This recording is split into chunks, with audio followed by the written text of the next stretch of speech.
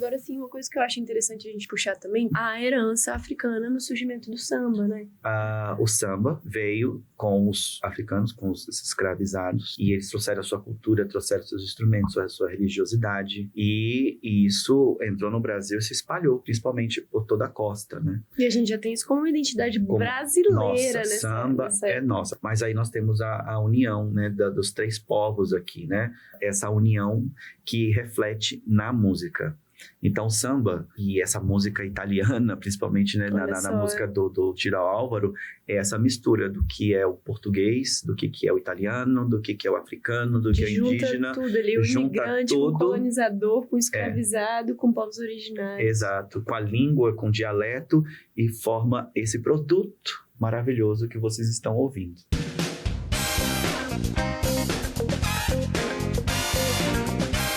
Fala pessoal, eu sou a Sofia Fonseca, estamos começando mais um episódio do VersaCast, podcast do Versa Pré-Vestibulares. Estamos na missão de fazer as análises das obras do Pazzum da matriz de 2026. Estamos nas músicas e o nosso músico convidado é o professor Tiago Francis. Bem-vindo, Tiago. Olá, Sofia. Olá, pessoal. Vamos à nossa análise.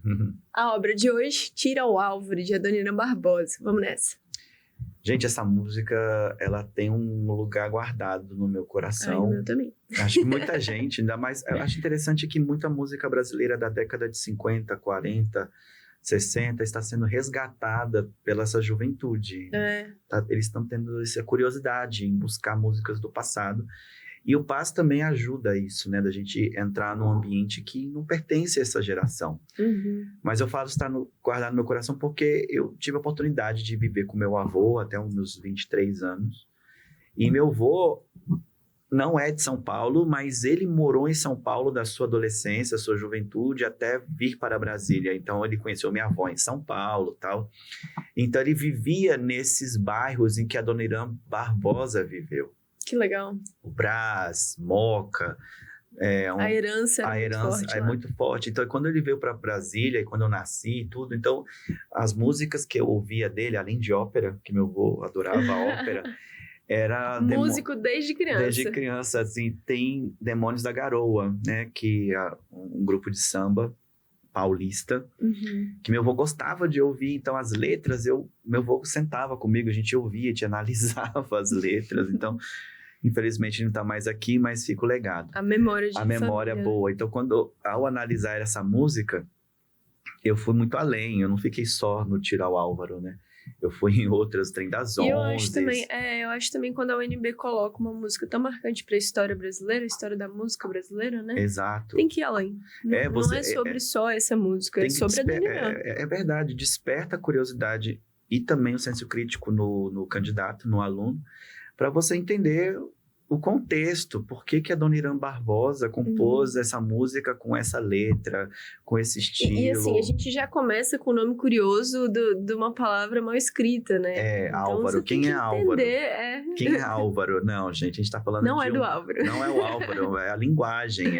Tem que entender quem foi a Adoniran para entender isso. Ah, sim. Adoniran Barbosa foi conhecido como o pai do samba paulista, né? O samba nasceu no Rio de Janeiro, né? Saiu lá do Recôncavo Baiano da Bahia, e desceu, foi para o Rio e passou por outros estados, e cada um tem a sua identidade samba, mas o samba do Rio de Janeiro já era famoso, e o samba paulista é um contraponto ao samba carioca.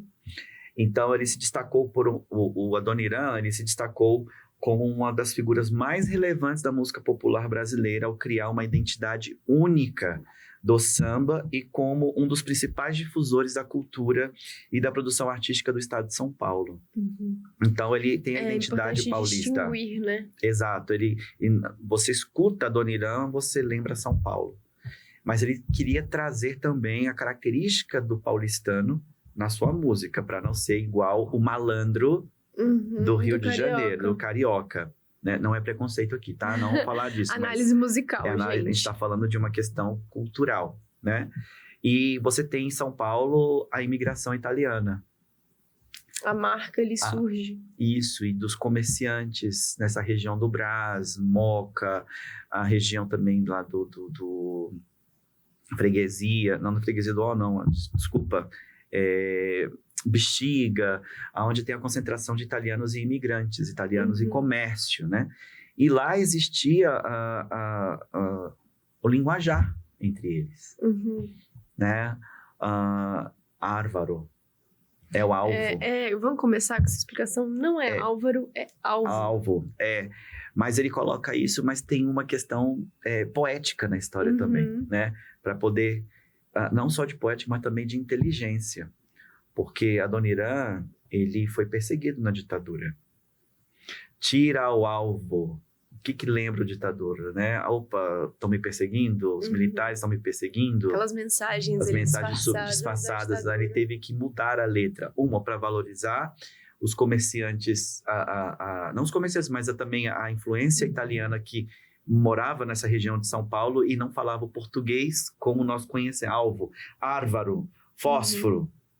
Né? E esse linguajar diferente é um dialeto. É presente em outras músicas dele. Exato. Ele vai valorizar o dialeto ítalo-paulista, né? E aí é a marca dele dentro da sua música para se distanciar do samba carioca. Né? Legal. Então aqui, entre as características mais marcantes, como eu já falei, né, nós falamos aqui agora, e ele mostra um retrato sensível do cotidiano das camadas populares e marginalizadas da população urbana de origem italiana de alguns bairros paulistanos, como nós falamos, Barra Funda, Brás, Moca, né? Então assim, Adoniran, ele vivia no meio dessa galera, ele queria ouvir o som dessa galera, o linguajar, porque ele pertencia a esse grupo, né? Ele, ao compor essa música, ficou muito famosa na voz de um grupo que também é paulista, que é o samba paulista, que também frequentava esses bairros. Então, Adoniran e Demônios da Garoa se juntaram. E foi quando Demônios da Garoa gravou a obra Tira o Álvaro, né? Falando um pouquinho de Demônios da Garoa, os membros extraíram influências de uma variedade de fontes culturais, né? A influência da música do samba carioca, da música que era produzida dentro da periferia de São Paulo. Foi né? construindo a própria identidade sonora, a identidade musical. E a letra veio com Adoniran Barbosa, um dos mais importantes compositores de MPB, em 1949, em que juntos eles foram vistos como a personificação dos movimentos socioculturais da época. Olha aí. É muita camada já. É muita, mas gente, vamos trazer para 2026, né? Você tem vários músicos, várias músicas personificadas das camadas sociais do Brasil, né? Você tem o funk, que você tem o hip hop. E a matriz sempre faz essa diferença, né? A gente acabou de ver uma música do Emicida nas análises, então é algo que saiu de onde? De um gueto, de um reduto, né? Que ali nasceu, ali pulsa cultura, pulsa linguagem, pulsa comportamento. E isso tudo foi transformado em quê? Em arte. Em arte daquele lugar.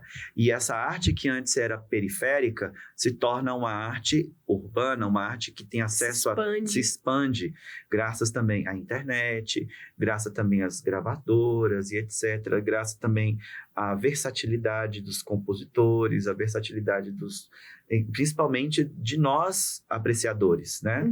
Que queremos ouvir o que aquela camada social está ouvindo e como podemos transformar isso em produto de música popular, em produto que marca aquela nação, que marca aquela região. Então, assim, isso vem não só de agora, isso vem também do samba paulista, que era de uma periferia, né? E marca essa personificação dos movimentos socioculturais da época, olha aí. É muita relação. 1949, né? A gente não pode andar sem olhar para trás. A gente tem que sempre voltar e ver, opa, o que fizeram aqui também. E a música popular brasileira, ela está sempre relacionada a um contexto político e social. Sociocultural. Exato. E você, menino do primeiro ano, você acha que está muito cedo para ver essas coisas? Não, você tem que começar desde já. Às vezes os meninos têm, que saco, vou ter que ver música antiga da MPB, que eu não gosto, não ouço. É a cultura do seu país, assim, é para além do gosto musical, né? Exato. E os instrumentos musicais, se você ouvir do grupo, né, e é a base deles, que é a instrumentação, temos pandeiro, afoxé, cavaquinho, percussão, violão 7 cordas. Isso aí é o base. A gente tem um samba ali, né? O samba rolando. Que é a instrumentação do grupo de samba. E aí, todo mundo já conhece o que é um samba, um grupo de samba, uma instrumentação de samba. Talvez a UNB possa questionar isso de vocês, né? Um grupo de samba é formado por violino, é formado por piano, certo ou errado? Tem que saber ali uma noção básica, tem que ter a noção do grupo que é formado. Você consegue ouvindo a obra, né? Já ter um pouquinho essa percepção. Mas por essa variedade de obras que estamos analisando, a gente tem que entender que cada período tem seu instrumento da época. Nós temos lá na Idade Média, era proibido o instrumento musical dentro da igreja, era só voz. Aí você tem o período barroco, que tem a permissão do instrumento voltando para dentro da igreja, entrando na igreja, onde junta voz e instrumentos da época, como o violino. Esses são instrumentos da época, instrumentos populares, que era muito comum a pessoa dentro da sua família tocar esse instrumento. E aí você tem os instrumentos populares de agora, né? Que é o violão, cavaquinho, bandolim, são instrumentos também populares de uma época da década de 49, que era o samba, que era a música que tá lá atrás. Tá lá atrás. Então você tem que saber diferenciar os instrumentos de cada período, os instrumentos também dos gêneros, né? Então se te perguntarem que o samba é formado por esses instrumentos, você já sabe. Dizer que tem pandeiro, tem o afoxé, que é um instrumento de percussão idiofônico. Dá uma pesquisada, tenha noção de como ele parece, repara ele na música. Exato. Isso facilita muito a aprendizagem. Das famílias, Tirou né? a decoreba, né? De o samba, tais instrumentos, você passa a conhecer aqui. E você aprecia melhor. E aí, quando tem um grupo de samba tocando como orquestra, aí você já tem um movimento chamado crossover. Mistureba. A mistura, em que o clássico se mistura com o atual e você cria outras texturas. Isso é muito comum hoje em dia. A gente tá vendo essa modernidade de poder brincar mais com a sonorização, com o som, né? Com o som. Tirando um pouco as coisas da caixinha e deixando a conversa acontecer. Exato, né? Agora sim, uma coisa que eu acho interessante a gente puxar também, tendo em vista as obras que a gente vai ver pra frente da matriz, a herança africana no surgimento do samba, né? Que tem um grande mix ali, não só a herança africana. É isso que a gente entra agora, né? Porque o samba, lógico, veio com os africanos, com os escravizados. E eles trouxeram a sua cultura, trouxeram seus instrumentos, a sua religiosidade. E isso entrou no Brasil e se espalhou principalmente por toda a costa, né? Por onde estavam os escravos. E a gente já tem isso como uma identidade brasileira, né? Samba é nosso. Apesar do nome ser Semba, que veio né, da Angola, que veio dos... Mas aí nós temos a união, né, dos 3 povos aqui, né? Africanos, indígenas e europeus. Nossa, tem uma coisa que a gente vai conversar sobre nessa matriz, essa temática. Essa união que reflete na música. Então, o samba e essa música italiana, principalmente né, na música do Tiro Álvaro, é essa mistura do que é o português, do que é o italiano, do que é o africano, do que é o indígena. Junta tudo ali, o imigrante com o colonizador, com o escravizado, com povos originários. Exato, com a língua, com o dialeto, e forma esse produto maravilhoso que vocês estão ouvindo, que vocês estão apreciando agora. E o Tiro ao Álvaro, os demônios da garoa usam o humor e a criatividade para transformar a dor de amor em algo leve e divertido. Repara na música quando for ouvir, assim, a música é muito interessante, né? É interessante que a ópera que a gente analisou, Dardo Enéas, é uma letra, esse elemento trágico de morte, depressão, etc. Traz uma mensagem forte. De traição.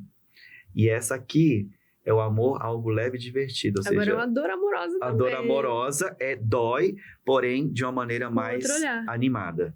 Né? O título faz um trocadilho entre o alvo e o Álvaro. Brincadeira que ajudou a driblar a censura militar da época. Tá? E o Adoniran ele foi censurado, ele foi perseguido pelos militares. Também. Muito contexto, né? Tem isso, mas aí vocês vão ver isso lá na frente, mas só pra gente trazer um spoiler do que foi a vida pessoal dele, artística, sendo perseguido por um regime que a gente não quer que volte nunca mais, né? Assim, enfim, a letra é marcada por expressões populares como frechada. Só lembro dessa frechada, adaptação. Frechada, automóvel, revólver, escolhas intencionais que valorizaram o jeito de falar do povo paulistano e aproxima a canção do cotidiano das ruas e bares de São Paulo. Isso é verdade, tá? Não é um preconceito linguístico, não é nada disso. O povo mais antigo de São Paulo tem essas... principalmente dos bares. É uma cultura, a cultura ali. Que todo mundo conhece. A gente tem certos trejeitos de fala que a gente tem em culturas até hoje, assim. Um muito comum atual é tirar o plural, né? Exato. Os meninos. Exato. Então, hoje é só uma volta na época e o que era feito na época. E aí que vem a questão do preconceito linguístico, né? Tem mais um tema para puxar.